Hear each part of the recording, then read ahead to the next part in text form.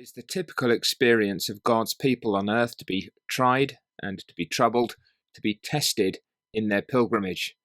The apostle said we must through many tribulations enter the kingdom of God, and it's good for us to remember that, lest we should be swamped or bewildered by what happens to us.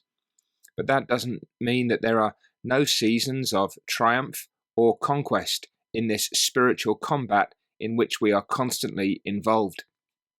In Psalm 66, the psalmist begins with a note of confident triumph. Make a joyful shout to God, all the earth. Sing out the honour of his name.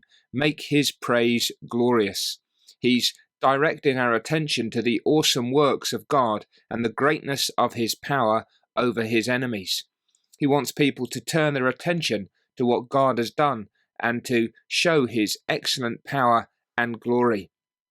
And yet, even when, as we come into the heart of the psalm, he's calling upon the peoples to bless our God and make the voice of his praise to be heard, it is not just because of the triumphs, but because of the way that God has brought his people through trials into triumphs.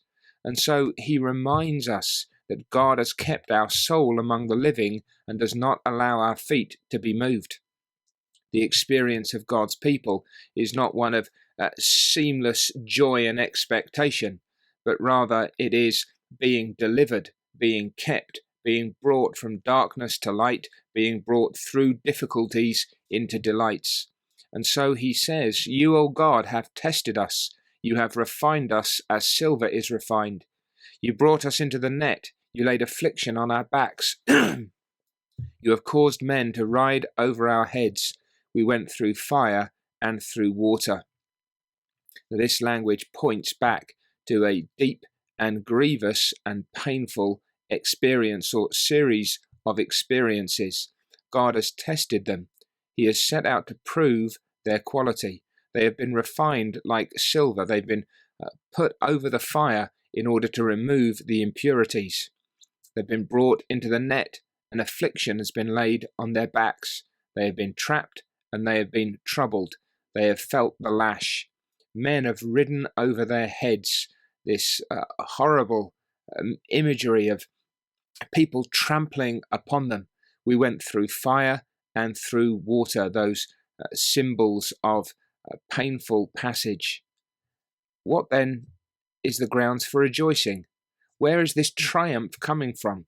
What is this language of conquest? Why are we meant to be praising and blessing God? Because God brought us out to rich fulfillment there in verse 12.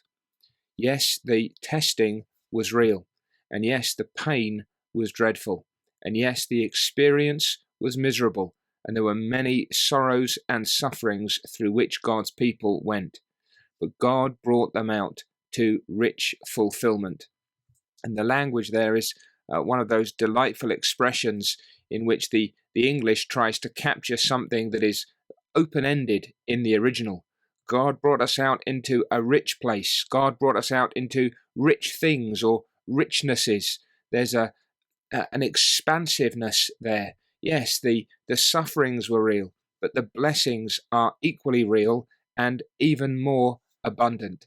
And that has to be then something to which the Church of Christ continues to cling in our own day, because there are such sufferings and sorrows for us. There are trials and tribulations in this present evil age, and there are times when God's people are being tested in distinct ways, when they're being refined as silver is refined, times when they go through fire and through water.